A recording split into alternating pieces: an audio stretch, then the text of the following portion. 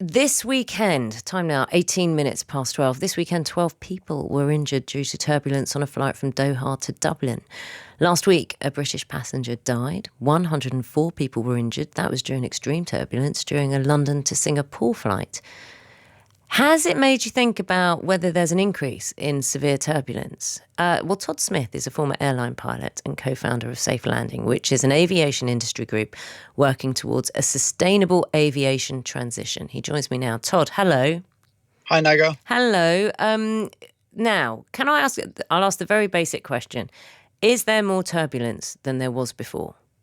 Yes, absolutely. And it is linked to climate change. There was a University of Reading study published not so long ago that said that there's been a 55% increase in the last 40 years of severe turbulence events specifically. And severe turbulence is an event whereby there's moments where you're actually in a situation of loss of control of the aircraft. So it's an extremely dangerous situation for both flight crew, cabin crew who are often not strapped down, and as we've just heard, passengers as well. Is there more? Yeah, absolutely. The specific type of severe turbulence that we're seeing now, with this 55% increase in the last 40 years, is mainly due to the strange behaviour of the jet stream, and obviously our planet is heating up, and this is causing a wind shear, a gradient from the southern side of the jet stream to the northern side of the jet stream. And I think it's worth saying that, yes, severe turbulence is here. It is because of climate change. It is posing a safety risk to passengers and flights. But if we zoom out and look at the bigger picture, we've had Dubai Airport underwater a few weeks ago, Frankfurt underwater last year, and wildfires surrounding airport boundaries in the Greek islands last summer. So, the climate biodiversity crisis is very much here now. It is affecting our industry. And so far, we've seen very little action from government or airlines to do anything meaningful to reduce emissions. The irony that airlines are being affected and they're seen as one of the major contributors. Yeah, absolutely. And, the airline industry's mantra is safety is our number one priority. Yet we are moving rapidly towards a world where the very destinations we know and love are going to become unvisitable due to, mass migration, famine, war, droughts, etc. Coral reef could be bleached in a decade or so at 2 degrees entirely. So we're going to lose the marine ecosystems. And what we're saying in Safe Landing as this group of aviation workers is we really want to continue flying into the future. We love flying. We love the way it's been able to connect the world and enable us to enjoy this beautiful planet in which we inhabit. But we do have a very limited carbon budget unless we fly less now, because there is no silver bullet technology here. We are going to essentially run out of that budget. We're accelerating towards a proverbial cliff edge. So if we don't have a jet fuel tax, which would help reduce demand, or frequent flyer tax levy, ultimately 77% of the UK population wouldn't be impacted at all. And we'd actually see a 36% reduction by 2030 if frequent flyers, first-class travellers and private jet users did their part. Can we talk about, I kind of want to get a bit pointy-headed about turbulence so people understand what's happening with it. There are two types of turbulence, I understand, in terms of what you can see on a radar and what you can't, because pilots can avoid pockets of turbulence, can't they?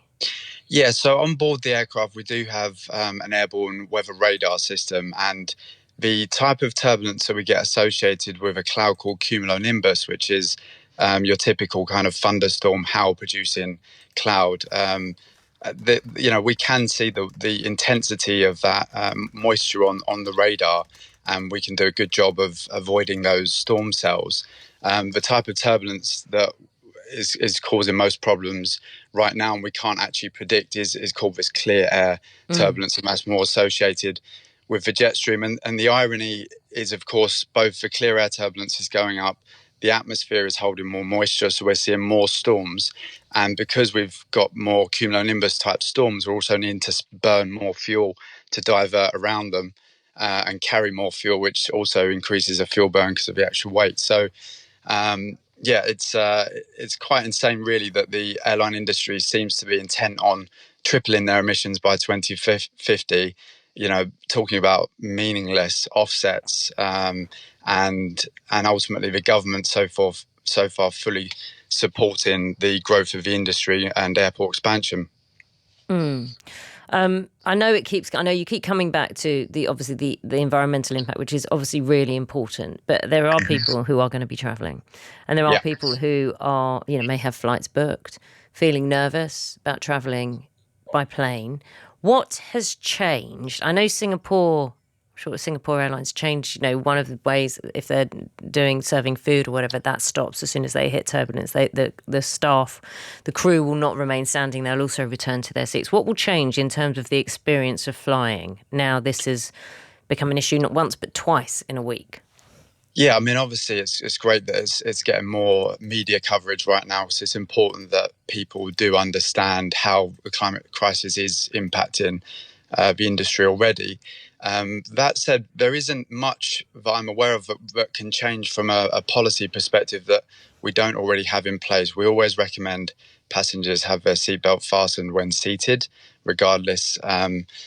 Just because it is clear air, like it can creep up on us. However, we do sometimes get reports from aircraft ahead of us who have already encountered the turbulence. So with that reporting, we could take preemptive measures to ensure that the cabin crew will also they'd finished their trolley service and they were strapped down. But it is a significant risk, mostly for the cabin crew, who do a fantastic job, and they're the ones that are really going to have to bear the brunt of this increased risk now. Well, I mean, there's no. Usually, you think, just a bit of turbulence, it will pass. Is there? This is going to be a stupid question. That's okay. It's fine. Bigger pockets of turbulence? I know there's more, but longer periods? Yeah, I think it's fair to say that there's both an increase in turbulence and the duration also increases.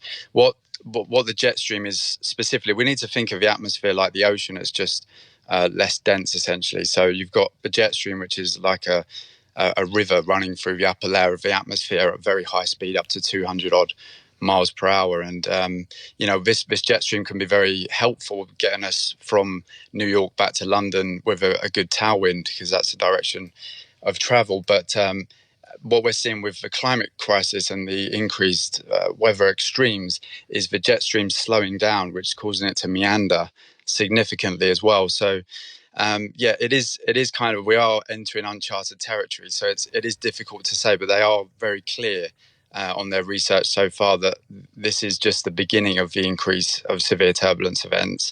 It will continue to affect passengers and flights. So, the most meaningful thing we can do right now is to push for meaningful policy and to ensure the airlines are not greenwashing, lying to both the public and the employees about their carbon footprint, and moving towards an industry which both protects the earth and the passengers as best they can in the process.